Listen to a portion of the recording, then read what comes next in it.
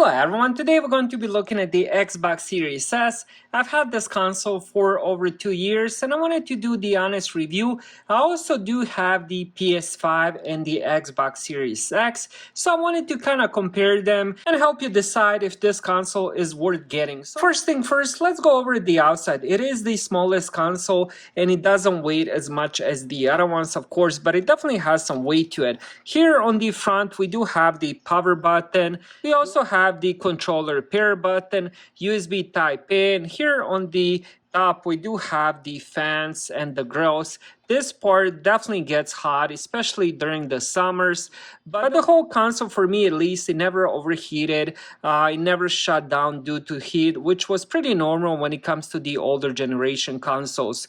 Now, this console also doesn't make a lot of noise, which is a really good thing.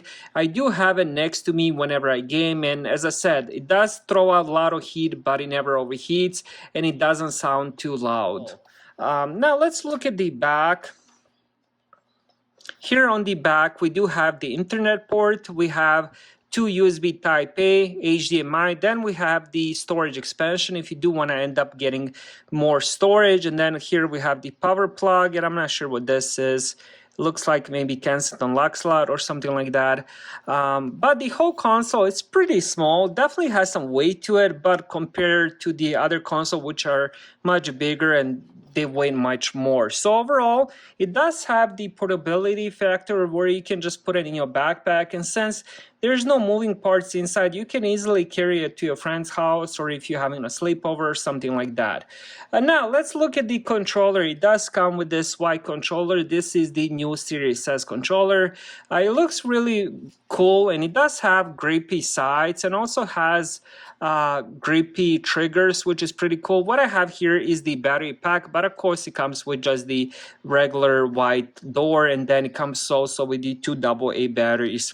I would definitely recommend getting one of the battery packs because if you game a lot like me, two AA batteries don't last long, maybe a week of use. So you don't want to be going through batteries like crazy, so definitely get a battery pack. Overall, controller is really cool, very, very comfortable. The new thing for this Series S is the new share button, so you can with the click on this button, you can record a little bit of videos. You can also do screenshots and also upload them at the same time. This button is customizable, so you can decide what you want to do with it.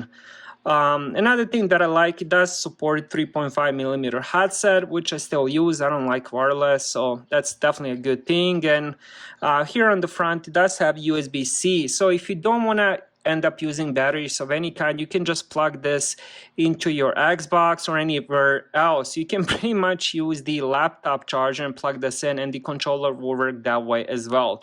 Another thing that I love about this controller, you can, since it is a Bluetooth, you can pretty much use it with anything. I ended up using this with the iPad, iPhone, Samsung tablets, even with this monitor, which is a smart monitor. It has Xbox Cloud Gaming built in, so it works with pretty much anything.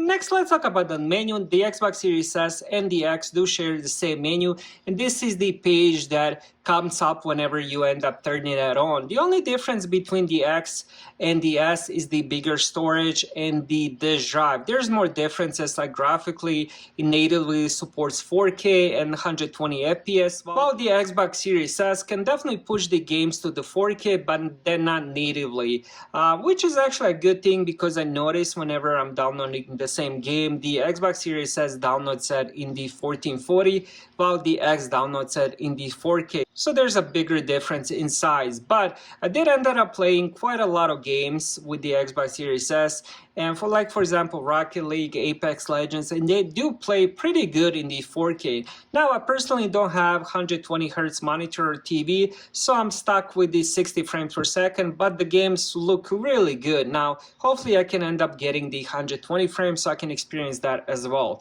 So as I mentioned, here is how the front page looks. So let's go a little bit down just to show you the rest. So here would be all the games you ended up playing recently. I did end up testing quite a lot of cloud gaming. I also do have the Game Pass, which is pretty amazing. I would definitely recommend getting Xbox Game Pass Ultimate. Probably the first day you end up getting the Xbox. It's amazing. It has so many different games, and honestly, I spent probably, I would say, 95% of my time just on the Game Pass itself.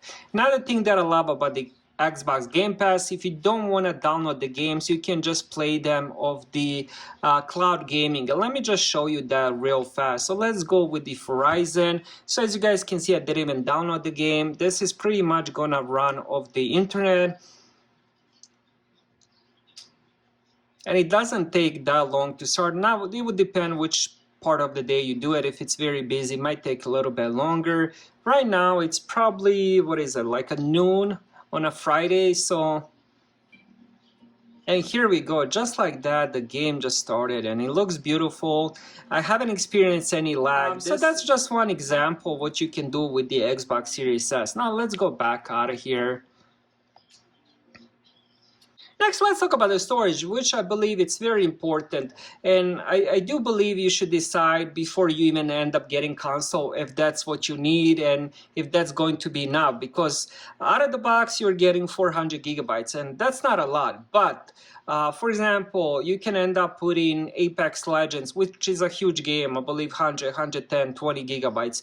Or you can end up doing Modern Warfare 1, the multiplayer one, which is, I believe, around 120 to 150 gigabytes. And you will still have plenty left over. Now, as I mentioned, if you do end up having few of those games like that, you will be running out of storage. But if you do end up playing a lot of the Xbox Game Pass games, like for example this one, Like a Dragon, which is 20 gigabytes. Then you have this one From Space, which is probably 2-3 gigabytes.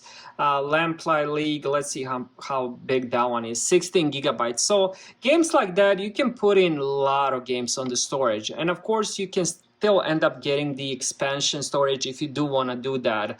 Now I do have the Xbox Series X, and the storage is twice the size, so I'm getting out of the box, I'm getting 820 gigabytes or something like that, and this one out of the box is 400. So that's just something to think about. Graphics and overall gameplay, overall speed of the storage between the X, PlayStation 5, and the Series S, all of them perform really good. Now, if I'm playing the same game, for example, let's say Hogwarts that I ended up playing, this one will push it to the 4K, and the gameplay is really good. It doesn't struggle with the frames. Also, the speed of storage is really good, so loading is very, very fast. Now, the Hogwarts itself is a very open world game, so there really isn't that much loading unless you're opening up a lot of doors in the castle itself. But if you go out of the castle, there really isn't that much loading, so everything works really fast.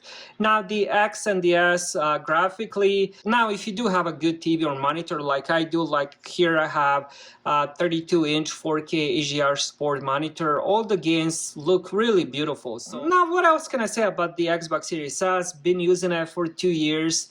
I spent numerous hours on this console. I really love it. Now honestly, if I wasn't doing all the reviews, I wouldn't even end up getting the X. That's how much I love my Series S. I still use it to this day, and I just love this console. One thing I would recommend is if you do end up getting it, definitely get a battery pack for the controller, and most definitely get the Xbox Game Pass Ultimate. It's just so many different games, probably over 200 games, and you will love that. So that was my review of the Xbox Series S. Thank you guys for watching. Have a great day.